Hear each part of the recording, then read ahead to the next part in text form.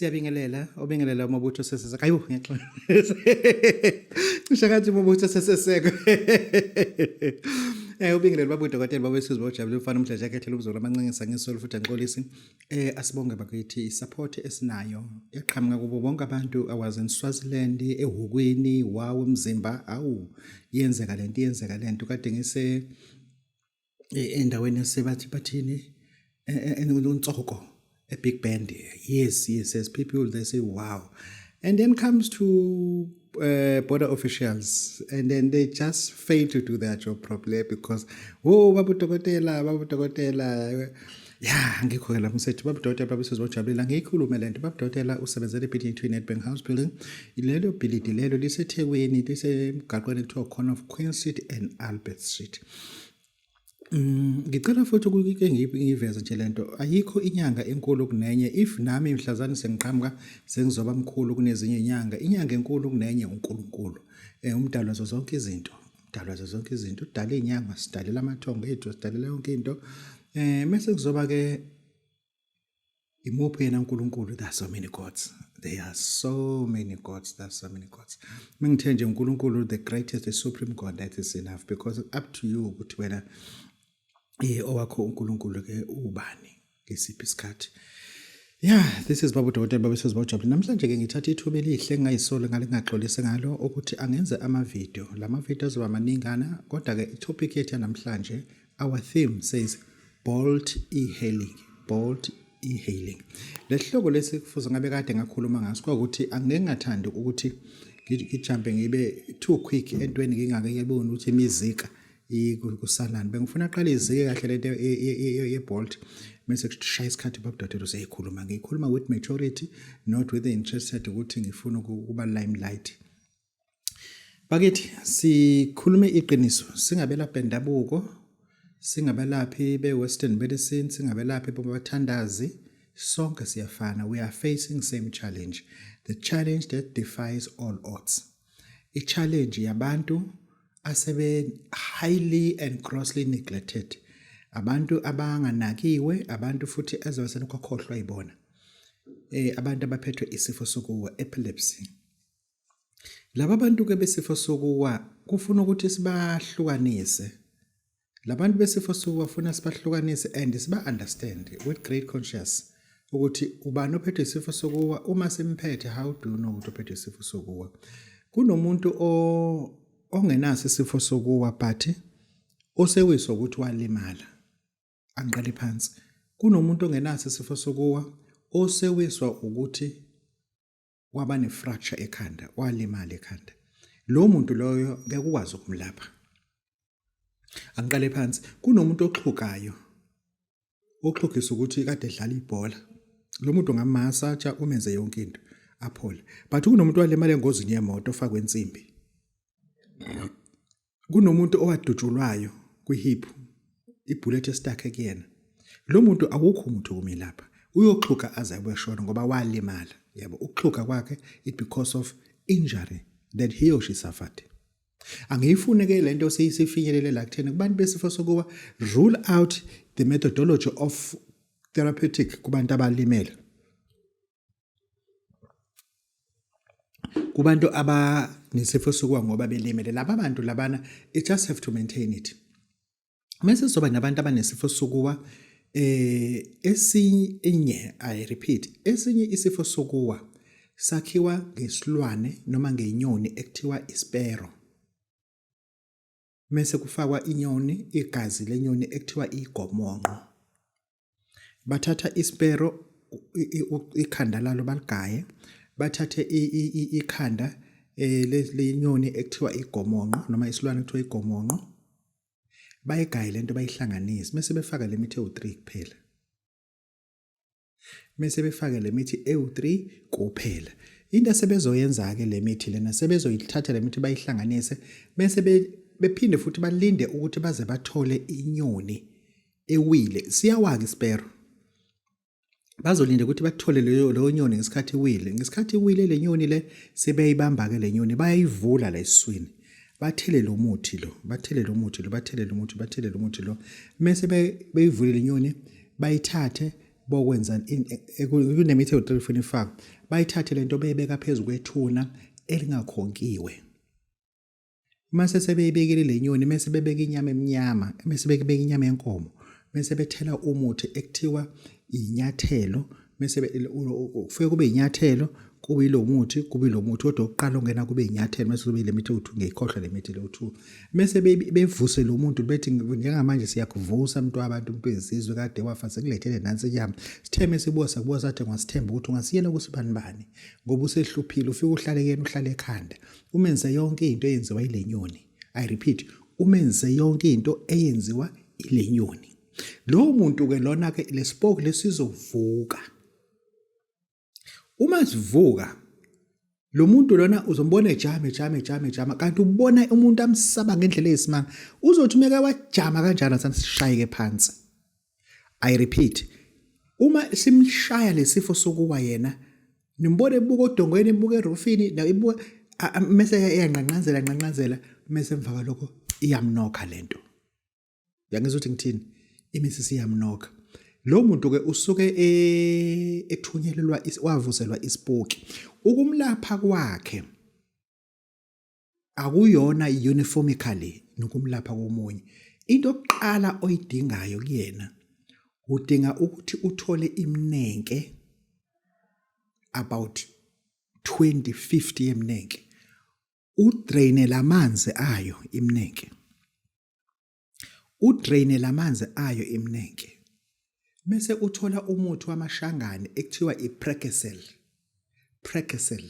uphathwa ama-Nigerian ama-Ghanaian asithi nje umuthi wamashangane ule phezulu kodwa nale eThekwini iyatholakala lento uthole iPrekesel mase ke uzothola lento ke le yesithathu ngiyikhohlwa lento yesithathu uyithole isesengadini ngoba itshala lapha ngithole lento le umuthi usuyiguguluda ke uyipheke ke lento nalento ke uyipheke manje lento nalento ke lo muntu loyo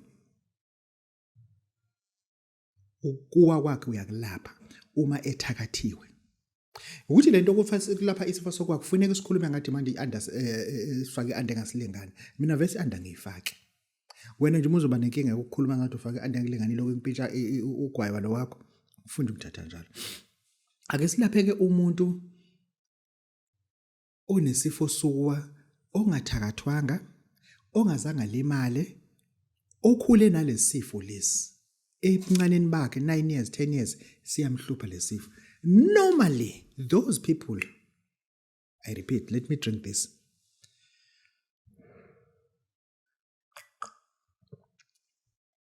yazi bantu bakithi ngathi challenge engibhekisa ezinyangeni ngathi ake siqasheni intsha siqasheni abantu abadala letiye leli ngilenzelwe umnomzane ohlonishwayo kwakhe nengane ezu4 nengane ezu5 nengane ezu6 whatever kodwa ngilenzelwe umnomzane ushadile unonkosikazi unomuzi ngokuthi ubengasebenzi ngamthatha ngamsondeza ngamsebenzisa ngamqasha ngasanti ngithe manje angenzela itiye phuza itiye lakhe ingisho ukuthi asibaqasheni abantu asibaqasheni nje abantu ngoba le yethu yobunyanga neemoto lezi ezinkulu ezibizayo ezingenamsebenzi nalesithembu sethu esiningi kangaka eveze kulamba ingane zakhona ake siphume nekulonto asibuyele endlana kulomsebenzi telele ngilenzela wami unkosikazi ulele wami unkosikazi ezami ingane zirelaxile namhlanje sizongelelwa imali yazo ziyahola nazo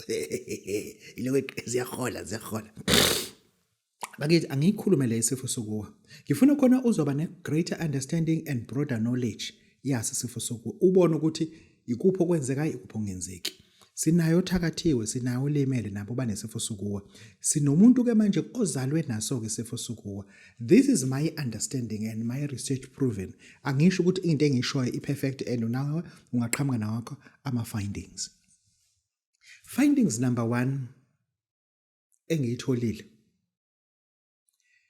ebuchopheni bomuntu unama neurocells kuma neurocells unama auxin cells asize kuma neurocells kunama neurocells and neurotubes ama neurotubes somehow they get damaged and they start to leak ama-auxin cells, uma ubhala auxin, axon, axon, axon cells.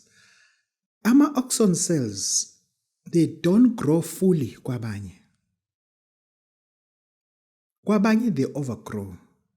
Ngalo ndlela ispace esisebuchopheni asenele ukuthi ngabe lama cells angakayana. Then they develop what is called a cyst. I repeat. Ama-auxin cells, they overgrow and they literally develop what is called a cyst ebuchopheni bomuntu. Ngalo ndlela lo muntu loyo often suffer from epilepsy. Usezowake lo muntu. Lo muntu kusezohlushwa isifo sokuwake. And le cyst lena, it keep on growing. Most of the time, laba bantu they die. Bengakafiki ku-40, bengakafiki ku-50. Bebezalwe benale cyst ikhule ekhanda. And bayazama-ke ukuyicontrola nge-epilim. Bayazama ukuyicontrola nge-epilim. Nathi-ke ebunyangeni, we don't have to follow the routine of epilim. The best thing to do is to get ugoloko, a brandy that is more than 40% strength sekhona. Get Percocet. Musu uthola nalento kuthiwa yini lento le? Kunalo muthi lona lamuntu othi ngiphuzite.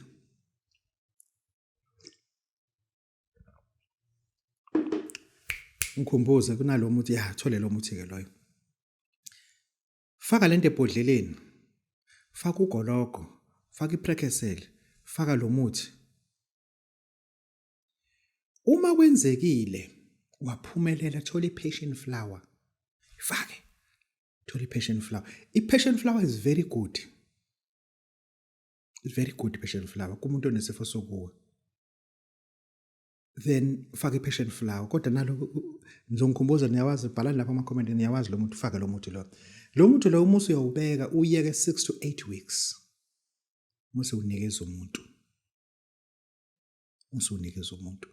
Yilo muthi ke ngiwakhayo. Ngenhloso ukuthi ngifuna ukuthi ngibone labantu belapheka.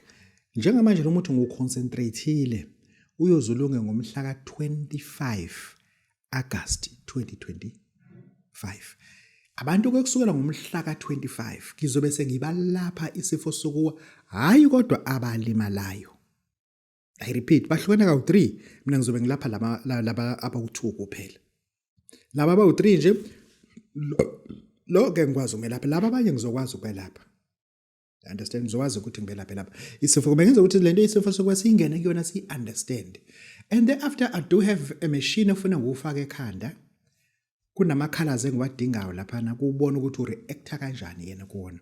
Kunomshini ofuna ngufaka oyi-cupping machine, kunomshini ofuna ngufake acupuncture, electro-acupuncture. Lo muntu usuke na 1500. Suke no 1500 bese ngiyamenza-ke lento. Bengenza ukuthi uyi-understand lento lokuthi sifo sokuwa into elaphekayo.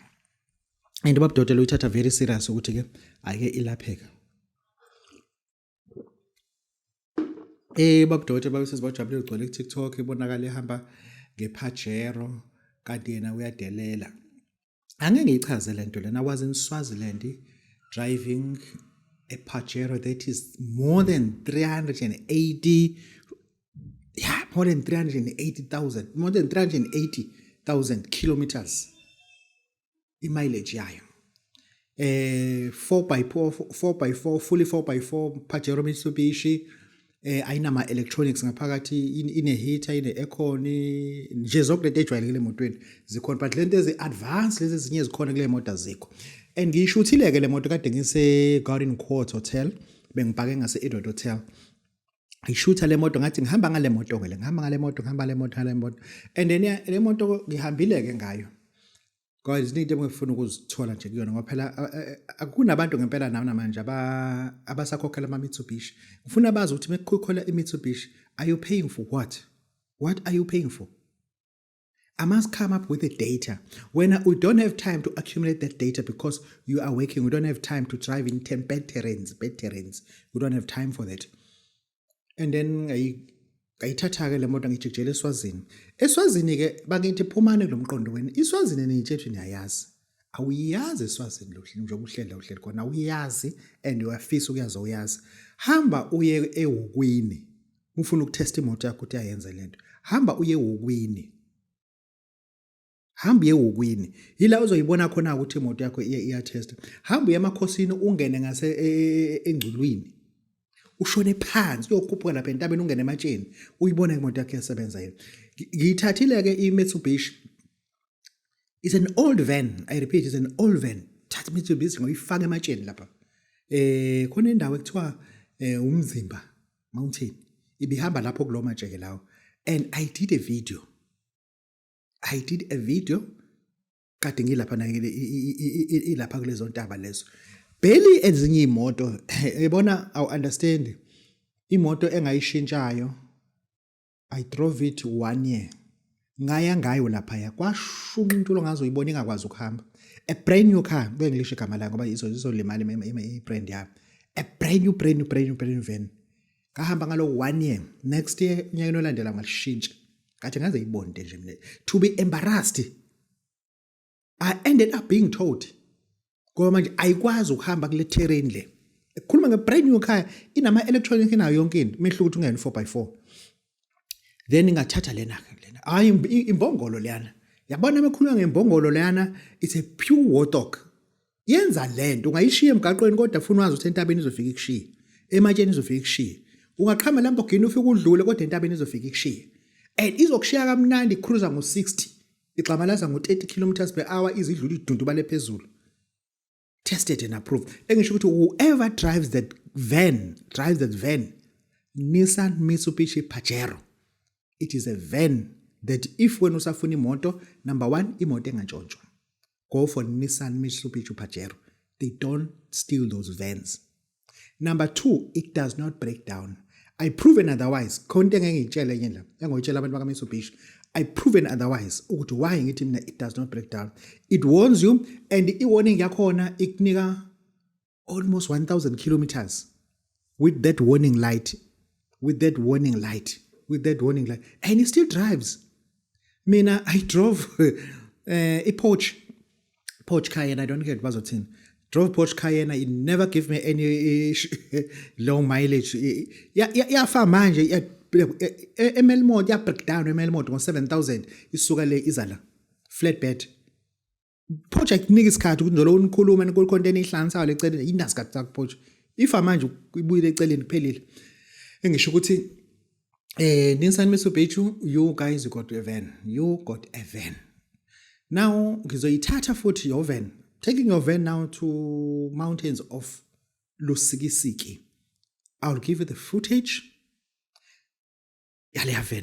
We need to prove it ngoba kunabantu ngempela ababreaka ngemoto zabo but le moto zabo akaze sizithi kanje kancane sikaze sizithi kancane funa ke sizibheke ukuthi besithi kanje kwenzekani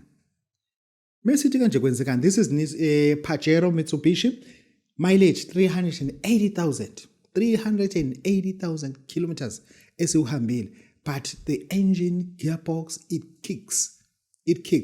literally kicks. Yeah, this is Babu Dotel, Babu says, watch a little fun, Jacket, Zulaman, sang soul. Yeah, when we see Temper Glamantoba. Yeah, moto. Indala impela kodwa khona umunye umuntu ongenamandla okuthenga enye imoto. Osacabanga ukuthi yena mase kunemoto, nginemali ngothenga imoto ezinjengoba Dotel. No, don't do it. Keep your van is alright. There's nothing wrong with your van. Nothing wrong. Keep it. But Margaret, ake sikhulume lento. Sikhulume at an understanding. Soon in South Africa, you will need an oxygen tank to breathe because of your suffocation. The poverty, it is polluting our breath air. Umoya esiwuphefumulayo usuyinhlupheko. Angaze mina ngiye endaweni uma ngifika khona ngizoqhuma isitamkoko unuka amasimba kuphela. That was in India. We are now going to smell poverty emoyeni. Just now in South Africa we will carry our oxygen tanks in order to breathe because of the poverty. Poverty will be smelling everywhere. kuzoshaya isikhathi sokuthi umuntu oshoniwe sijabulela ukuthi okungcono plate lakhe asizophuma. We will start to celebrate the death of a family member because of the poverty. Why? I'll have a place to sleep in his room. Why? I'll be able to sleep in the bed. Why? Now there'll be no plate for him or her. We as a society, if a system yethu that we are following, of which is capitalism, does not work for us, why don't we consider other models of governance? Because lena esikuyona njengamanje capitalism, believe me, it is towing us somewhere else where we were never planning to say kuyona. Believe you me, there are so many people who are rich, but their bank balance is nothing. There's no money there. But they're very rich. The cars that they drive, they're filthy rich. But my bank account are mali. That will make people poor. Because government need money in order to tax people. Can't tax people about the money that you cannot do. What has happened in Greece? Greece, I understand, Greece, umuntu wakhona oyi-pensioner in Greece. A pensioner in Greece earns 55,000 rand. A pensioner. The way the life is so expensive in Greece.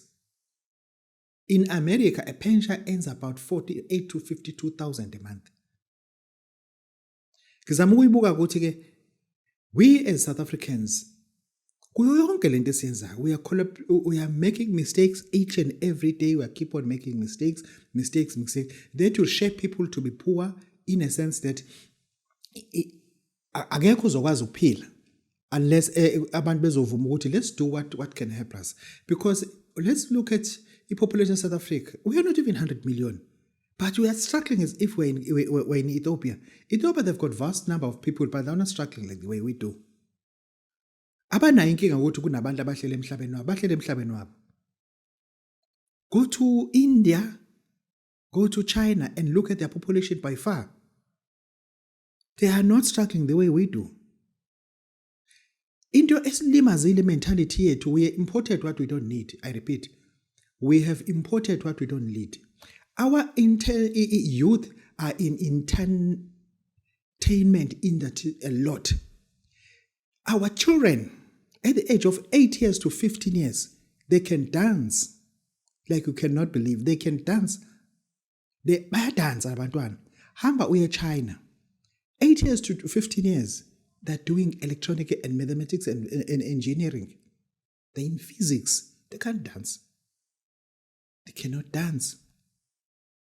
Sibanjwe umoya ongekho, umoya wenjabulo, umoya we-entertainment. Umoya we-entertainment, we have to inspect it and start to investigate it. Where does it come from? Because that entertainment on its own is a model of retiring poor. I repeat, umoya we-entertainment is a model of helping you to retire poor. We got numbers of actors by far that we can prove. They have nothing at the age of 50, at 60. We got soccer players who are entertaining us playing soccer. Today they've got nothing. We got musicians. We used to love their songs. Today they died having nothing. Michael Jackson, where he died, he was no longer happy because of that spirit has closed down on him. By far, entertainers are not winning. We are pushing our children to dance, to sing nonsense. No, let's start to look at things that will ending up each and every person carrying oxygen tank because we are no longer able to breathe on our own because poverty is everywhere. I noticed most of my friends by far, engikhule nabo, I distance myself ey'ntweni akade ezizenza. Sadlala ukarati, sasenza ukuthi, sadlala induku, sasenza ukuthi, induku ngayidlala kakhulu ya. Sadlala induku, sadlala ukarati, sasenza zonke izinto ezizilibazisa. I distance myself and they continued with that. I'm such a stupid person. Anginawo mina ingane ngaphandle. But abantu besikhula nabo, they've got children nangaphandle. Athi hayi phela Zungu uyazi nginengane nangaphandle ngoba baqhubeka uziphi bangawuvala. And I stopped it because I refused to carry an oxygen tank in order to breathe because poverty is smelling everywhere. And abangani bami, out of 10, I repeat, abantu engikhule nabo, calling them my friends, they are all poor. Out of 10, not even one has made it. Not even one has made it. Because kunento bona bangayishintshanga. Today they're all looking for oxygen tanks because they are now breathing poverty. You should not supposed to be like that. Do something about lengane yakhe edansa kangangala endlini. Fuze nikeza ipuzzle, ihlanzele ipuzzle before idance. Nikeza ipuzzle before idance. Lento lokuthi iyayicula lendlini qoqonke lamagogo kawo ashaya ngawulithatha ulahle lapha. Istudio sokwenzana amasimbi indaba estudio. I repeat, indaba estudio in nonsense endlini. Angeke ngakho umuzi mina ngukhokhele ibond ka 18,000 elinye ikamera noliphendula libe studio. I'm expecting you to graduate in chemistry. Ungitshela ukuthi uyocula landela iphupho. Iphupho lokwenzani? Elangenzani lo phupho? Lezi zinto lezi we have to talk about it because it delays our community. Trap our community. Abantu bakithi bagcina bangazi benzani because babanjwe into engenamsebenzi. We are all going to carry our oxygen tank in order to breathe because poverty it will be everywhere. It will be everywhere. Njengoba ngenze example, ngenza nje example. Angisho kubafana, even amantombazane engeke sazwana nawo ngaayina kwamanye. Not even one who's rich. Not even one who has made it to life. You don't have to be rich, but made it to life. Let your children thrive. Thrive. Let your children thrive. Let your grandchildren be educated by you as umkhulu noma ugogo. Your grandchildren. I'm responsible for that. I'm responsible for that. Let your wife be happy because awuzalisanga ngaphandle. I'm responsible for that. Let your mother and father, if they're in need, they must call you and you must provide. If they're in need, don't spoil them. Do not spoil the parents. You'll regret it.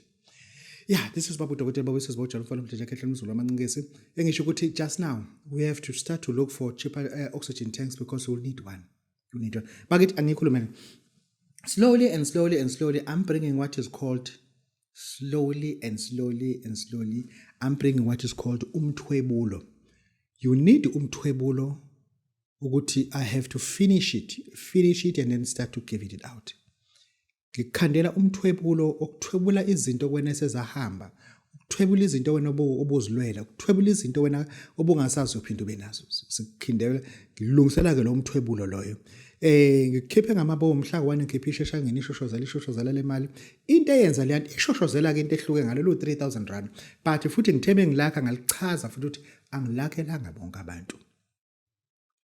Ngakhele labo abathi bona bangakwazi ukuthi bake kuphela isonto engayenzanga isex. Simple as that. Ngakhele labo abathi banamakhadi asemabank period that we can do. Isheshangeni ishoshozela ke lelo. Ake singene ku topic yami. Ngikhandele umsebenzi lana ngathi angiwulindele umsebenzi ukubuka ngoba iBolt yabaphezulu kakhulu. iHailing yabaphezulu kakhulu. Ake sikhulume ke lento ka Bolt. Ake sikhulume lento ka Bolt. Mase sibheke ukuthi who is wrong, who is right.